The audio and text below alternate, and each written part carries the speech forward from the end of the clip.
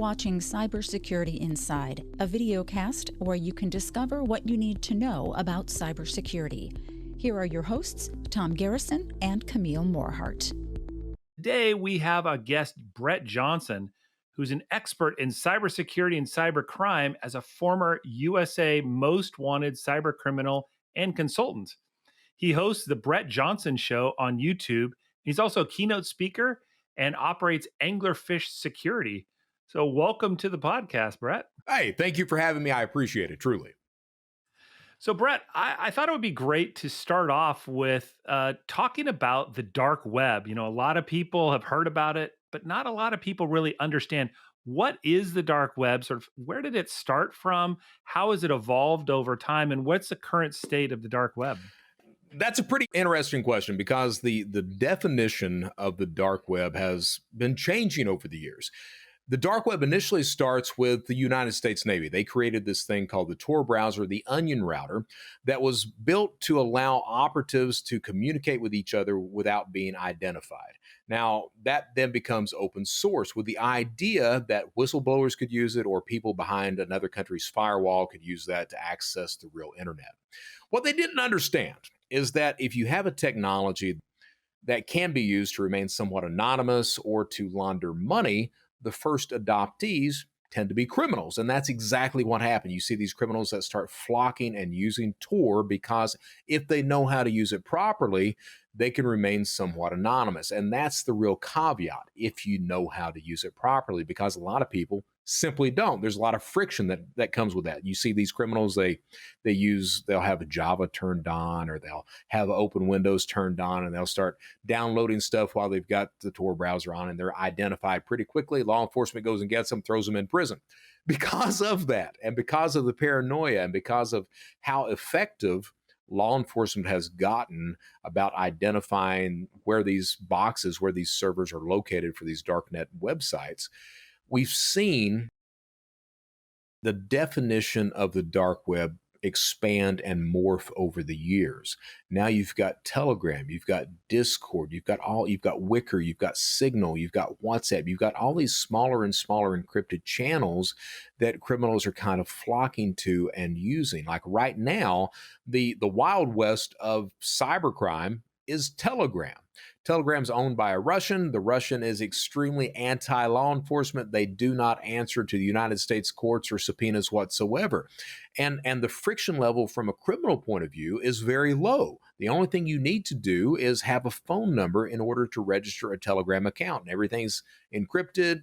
Law enforcement has a lot of difficulty tracking the individuals and identifying the individuals who are using that because Telegram doesn't answer to the United States courts. So that definition has changed over the years from just the Tor browser and the websites that are used on that dark web to encompass Telegram, Discord, WhatsApp, Signal, Wicker, even some surface websites. Like, for example, you can go to Reddit. There are subreddits that deal with drug trafficking and the dark web, things like that as well. So it's this all-encompassing thing. Even YouTube, Facebook have parts of that have criminal discussions and environments in. In the past, you've profiled cyber criminals' motivations as three different categories: cash, low-hanging fruit; status, which I guess is sort of the equivalent of fame; and ideology.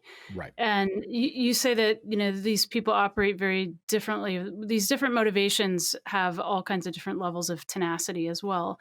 I'm wondering if the effect of whoever it is, it means that a company or a person, individual needs to protect themselves against each kind of criminal motive, or if it's just the motive behind the attack, and the attack is, it doesn't matter what the motive behind it is, the attack would look the same. I don't think the attack looks the same at all. So as we said, if the motivation is cash-based, that criminal is simply looking to steal cash. That criminal is going to look for the easiest target that gives the largest return on investment, that lowest hanging fruit, as you said. But if it's fame-based, that status, if that criminal is able to do something that no one else within his criminal community can do, it doesn't really matter about the security. That criminal's looking for the high security, something that he can do that no one else can. And that gains him respect, which equates to profit within those criminal communities. And then finally, ideology. Have you pissed someone off? Does someone have a different belief than you do? Understand the motivation, and you'll understand the persistence of the attack. Someone who's attacking you because of an ideological basis, that's an attacker who is not going to stop. They're looking at you specifically. And yes, as a company, you could be targeted for all three things. For example, I gave a keynote speech for Chanel about a year and a half ago. And the interesting thing about Chanel is that they hit all three motivations. You're looking at attackers who are looking to steal money. You're looking at attackers who can hit Chanel because of the brand name. They go back to their community and say, hey, I got Chanel. And then you're looking at attackers who, hey, Chanel, is that a French company? Well, I just don't like, the French mindset or their political beliefs. So you got all three things hit there. You have to design your defenses to address all three of those types of attackers. Because when you think about it, there are only really 7 types of attackers. You've got criminals like I used to be. You've got hacktivists. You've got insiders. You've got terrorists. You've got the script kiddies, the nation state attacks. You've got the vendors that sell the types of tools. So those 7 different attackers are there, and all 7 have a different type of motivation. So depending on your company, I've talked about that before too, you need to understand your place in the cybercrime spectrum. Why are you being attacked? Is it because of cash? Is it because of, you're that brand name and I can get fame in my environment?